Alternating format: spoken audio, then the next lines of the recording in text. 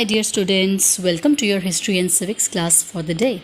Today, we are going to start up with a new lesson. So please take out lesson number 11, The March to Freedom. On day 1, we will cover 2 pages, page number 118 and page number 119 of your history and civics book. Let us first know the objectives of the entire lesson. Number 1, emergence of Gandhi. Number 2, Montague-Chelmsford reforms. Number 3, the anti-Rowlatt Satyagraha. Number 4, Jallianwala Bagh massacre. Number 5, Khilafat movement. Number 6, non-cooperation movement. Number 7, the revolutionaries' second phase. Number 8, the Simon Commission. Number 9, the Nehru Report. Number 10, Civil Disobedience Movement. Number 11, the Round Table Conference. Number 12, the Government of India Act 1935. Further, you are going to understand about the Cripps Mission, demand for Pakistan, the Quit India Movement, the Indian National Army, transfer of the power, last but not the least, the Cabinet Mission Plan, and the birth of a new nation. So these are the objectives, some important objectives that you're going to cover up in this lesson. Today's objective is to read and understand the topics on emergence of Gandhi, Montague-Chelmsford reforms of 1919, and the anti-Rowlatt Satyagraha, which is also known as the first All India Satyagraha. And before introducing the lesson, here I would like to share some of the technical terms with you all. Number 1, national movement. Movement that promotes the interest of a particular nation. Number 2, mass movement. Participation of the people on a large scale. Number 3, diarchy. Dual government system implemented in the provinces during the Montague-Chelmsford reforms. Number 4, Gandhian era, the phase of the freedom movement led by Gandhiji. Number 5, Satyagrah, a word adopted by Gandhiji for standing firmly for truth and justice along with non-violence. Number 6, Natal Indian Congress. It is an organization that aimed to fight discrimination. Number 7, Central Legislative Council. It is a lawmaking body at the center before independence. Number 8, bicameral system. A government with 2 legislative houses is known as bicameral system. Number 9, dual government. Dual government means double system of administration. Children, history is based upon important events, and when those events actually occurred is also important to know. So let's begin our lesson by knowing the timeline of the lesson. In 1915, Mahatma Gandhi returned to India from South Africa. Then in 1919, introduction of Montague-Chelmsford reforms and Jallianwala Bagh massacre took place. In 1920, Khilafat movement and non-cooperation movement happened in India.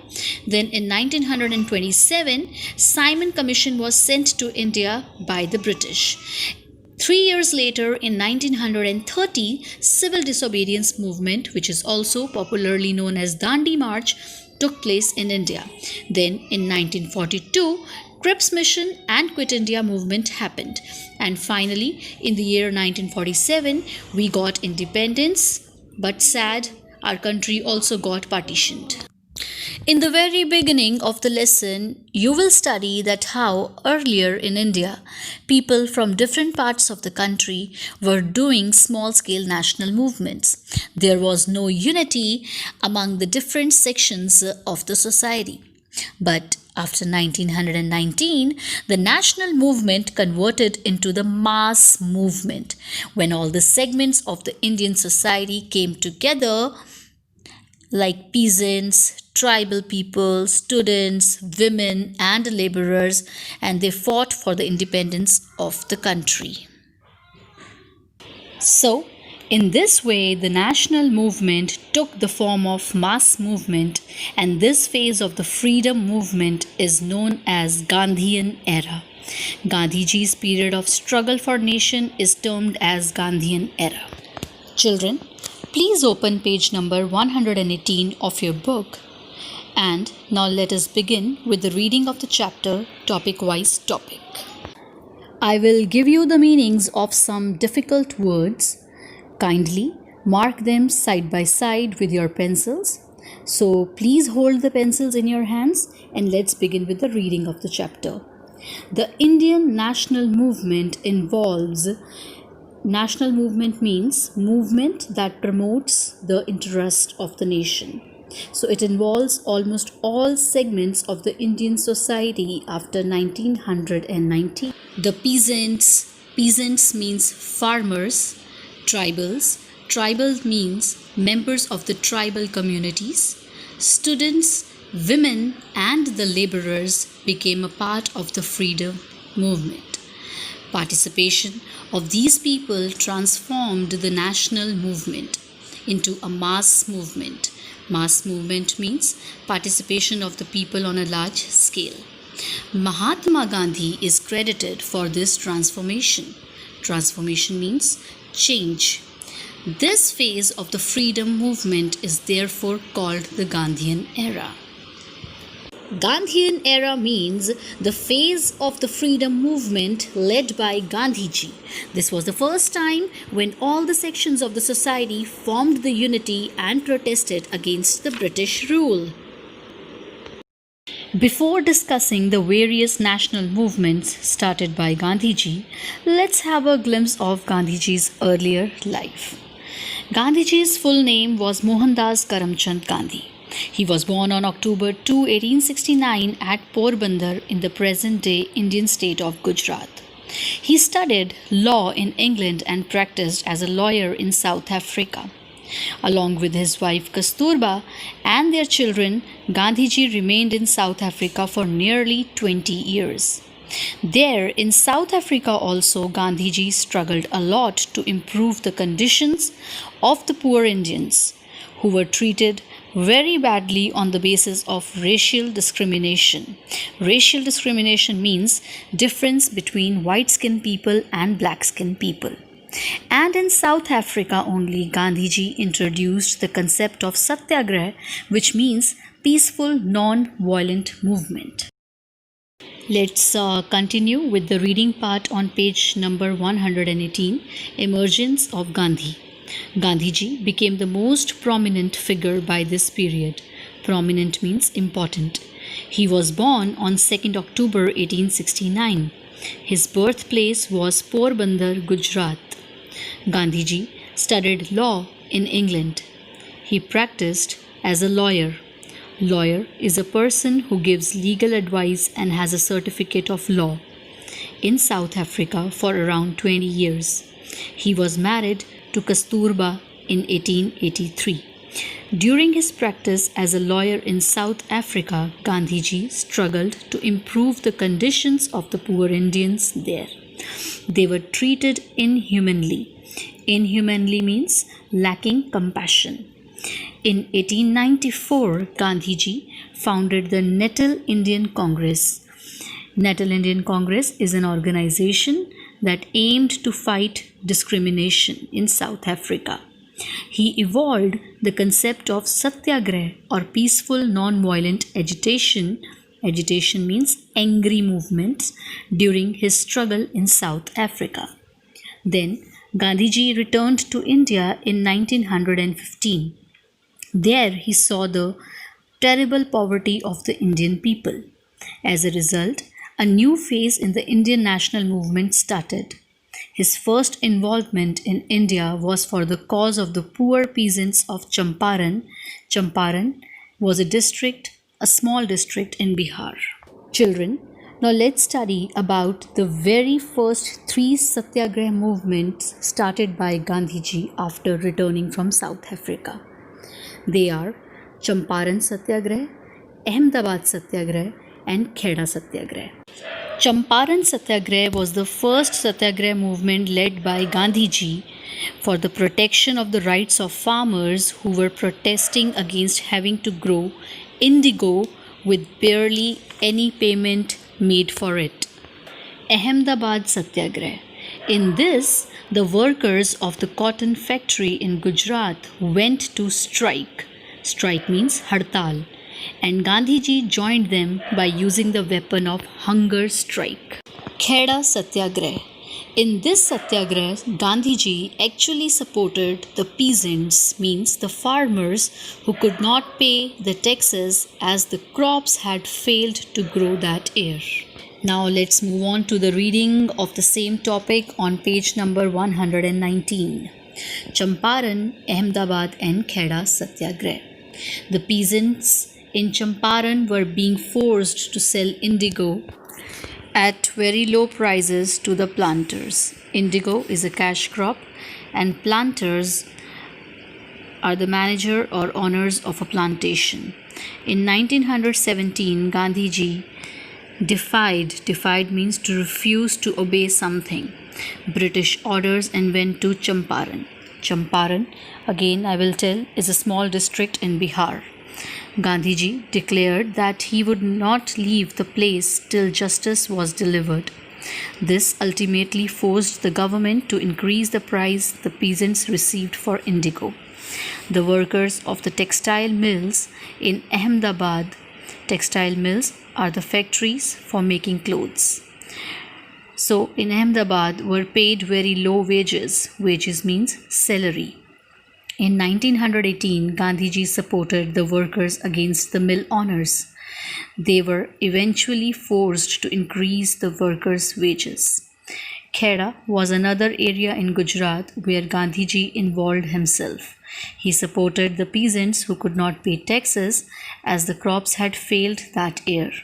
His satyagrah forced the government to abandon means to leave, tax collection from the peasants that year. Few interesting lines on Gandhiji, children. Please check the green box on page 119 itself.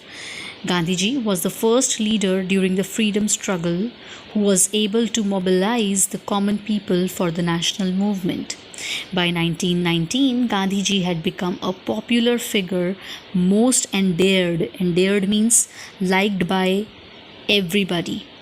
So Gandhiji was liked by the masses. Masses means number of people. He was associated with numerous movements that aimed at independence as well as reforming the society. Reforming means bringing change. The movements under him were non-violent. He propagated satyagrah and ahimsa. Ahimsa means non-violence. The methods he asked people to follow were very simple and the results were effective and long-lasting. So, he became very popular. The next step towards freedom struggle went through the Montague-Chelmsford reforms. Now from here is the actual beginning of the mass national movements in India. Montague-Chelmsford reforms are also known as Government of India Act 1919. This act was actually named after Montague, who was the Secretary of State for India, and Chelmsford, who was the Viceroy of India. The main objective of introducing this act was to separate the central and provincial subjects. Central subject means the government working at the central level, and provincial subjects means government working at the state level. Province means state. This system is called diarchy. Diarchy means government working at two levels. Further, the state subjects were divided into reserved and transferred list. Now, what are reserved and transferred list? Reserved list contains important subjects of the country like finance, which means all money related matters, plus police, which means defense and security of the country. And reserved list comes under the British control, while the transferred list contains all the other less important subjects like public matters, health matters, and education matters, which were put under the Indian ministers. So the important subjects come under the reserved list under the British, and the less important subjects come under the transfer list, which was handover under the Indian ministers. Well, that is the main reason why this reform became unpopular among the Indian masses, and they all stood together and protested against this act. Now let's move on with the reading of the topic, Montague-Chelmsford Reforms, on page 119. The First World War ended in 1918. After that, the Government of India Act 1919 was passed. This was also known as the Montague-Chelmsford Reforms. So the Montague-Chelmsford Reforms other name is Government of India Act 1919. The important features of the act were as follows. The Central Legislative Council was now consist of two houses. So Central Legislative Council means law-making body in the center before independence. So it consists of basically two houses, and they are the Imperial Legislative, which is also known as Viceroy of Indian Council, and the Council of States. This form of government is known as bicameral system. Bicameral system is a form of government with the two legislative houses, Imperial Legislative and Council of States. The majority in both houses was made up of elected members. In the provinces, means in the states, the dual government, which means double system of administration, was implemented. This was called the diarchy. Diarchy again means double system of administration. Under this, the state subjects were divided into reserved list and transferred list. The subjects like finance and police were put under the reserved list. This is because these were more important subjects. This list was under the control of the governor and his council. The subjects like public health and education were put under the ministers. This is because these were considered less important subjects. These ministers were responsible to the legislature. Hence, power still rested in British hands. Children, today we have two houses of the Parliament. Parliament means law-making body of the country. The Lok Sabha and the Rajya Sabha. Lok Sabha means lower house of the Parliament, and Rajya Sabha means upper house of the Parliament. This is the bicameral system, which was first introduced by the Montague-Chelmsford Reforms. The Anti-Rowlatt Satyagraha. The Government of India Act 1919, which is also known as Montague-Chelmsford Reform, disappointed the Indians. People protested on a large scale against this act. To suppress the movements, British introduced the Rowlatt Act. The Rowlatt Act, which was also known as the Black Act. The Rowlatt Act allows the British to jail protesters without a trial for up to 2 years. Protesters means the one who raise their voice against the wrongdoings, and trial means without inquiry. So British can arrest any protester and can put them into jail for 2 years. Gandhiji was strongly against this Rowlatt Act and thus launched an anti-Rowlatt Satyagraha movement. Let's do the reading of the anti-Rowlatt Satyagraha movement. Anti means against. The Government of India Act 1919 disappointed the Indians. They launched protests all over India. The British tried to control the situation by passing the Rowlatt Act of 1919. Under it, the government could imprison any person without a trial or conviction in a court of law. It was branded as the Black Act. Gandhiji launched an anti-Rowlatt Satyagraha. This was his first satyagraha at an all India level.